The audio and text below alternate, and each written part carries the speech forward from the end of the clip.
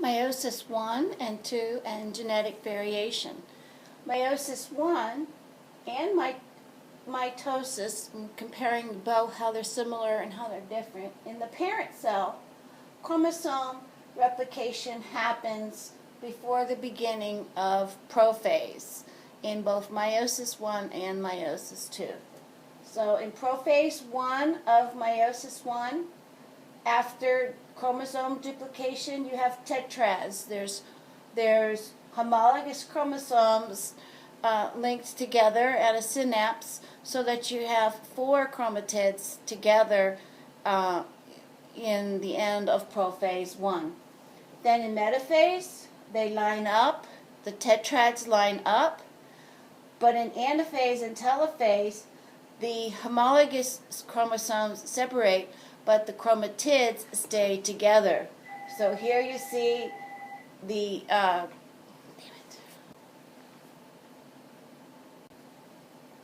meiosis 1 and genetic variation. Meiosis 1 is similar to mitosis in that at the beginning of, before prophase, the chromosomes replicate. And in prophase 1 of meiosis, the tetrads form synapses of homologous chromosomes. So here you can kind of see there's 4 chromatids. All the homologous chromosomes are synapsed together, and then in metaphase 1 they align, the tetrads align, and then in anaphase and telophase the tetrads separate, but the homologous chromosomes are still together. So here you see meiosis and genetic variation. Meiosis occurs in 2 phases. Meiosis 1 starts similar to mitosis in that the chromosomes are replicated before prophase starts. In prophase, the homologous chromosomes are synapsed together so that you have 4 chromatids together. And then in metaphase 1, they meet in the middle. The tetrads meet in the middle. And then in anaphase and telophase, the splitting is of the homologous chromosomes so that the sister chromatids are still together. Here you have 2 short green ones. Here we have 2 long green ones, 2 short blue and 2 long blue. The sister chromatids are still together, but it is considered a haploid organism, N equals 2, because these are considered chromosomes since they're synapsed together. In comparing it to mitosis, what you need to know in mitosis is that the 2 sister chromatids are together versus the homologous chromosomes and the tetrads in meiosis 1. Again, the lining up on the metaphase plate, and then anaphase and telophase, the chromatids separate. And you have 2n equals 4, 1, 2, 3, 4, because the chromatids separated, versus in meiosis, the chromatids are still together. So you have n equals 2 haploid cell in meiosis 1, and you have 2n equals 4 chromosomes at the end of mitosis. Meiosis 2, the second phase of mitosis, you want to remember that no further chromosomal replication happens. No more duplication of chromosomes. Rather, you take the 2 haploid cells, go through prophase, metaphase, anaphase, and telophase again, and what you end up with is 4 N cells with the sister chromatids separated out in anaphase 2. So basically, meiosis 2 is a mitotic division without any chromosome replication. So you end up with the 4 gametes.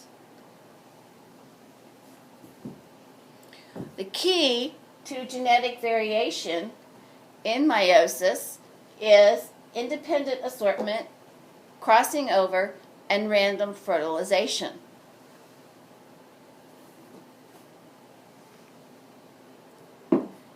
In independent assortment, that means that the chromatids can end up in a variety of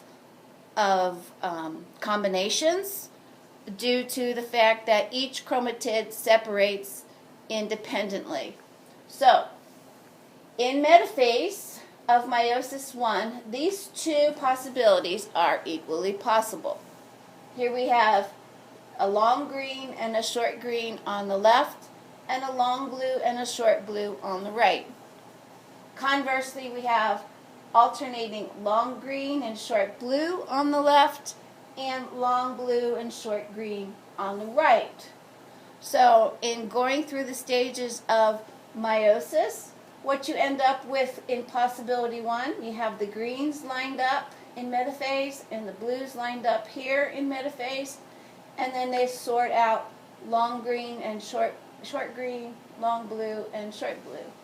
But in possibility 2, the long green and short blue separate out to the left and end up with long green and short blue. To the right, we have long blue and short green separated out, and we end up with 2 cells, long blue and short green.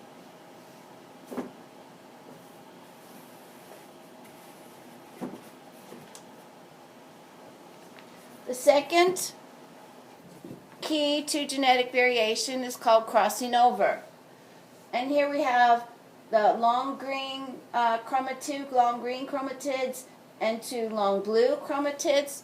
In the green chromatids, we have the capital A's and the capital B's, and in the blue chromatids, we have the small A's and the small B's. And here you see the end of the blue chromosome crossing over with the end of the green chromosome, and that happens in prophase 1 of meiosis. And due to that crossing over, we end up with 2 unique chromosomes with all capitals AA, capital B, and then the small blue B has attached itself to this set of chromosomes. So, and over here with the blue, we have the small A's and B's, but we have this capital B, the green B, from the other chromatid attached to this set. This matches your worksheet that you did on crossing over, and we'll go over that some more in class. Random fertilization is just that any 2 gametes randomly join together. So say you have the female and the male. Female has 23 pairs of chromosomes, so the possibilities for her gametes are 2 to the 23rd. And the male, the same thing. Possibilities for his gametes are 2 to the 23rd. And you put those probabilities together, and you have 64 trillion combinations for unique individuals.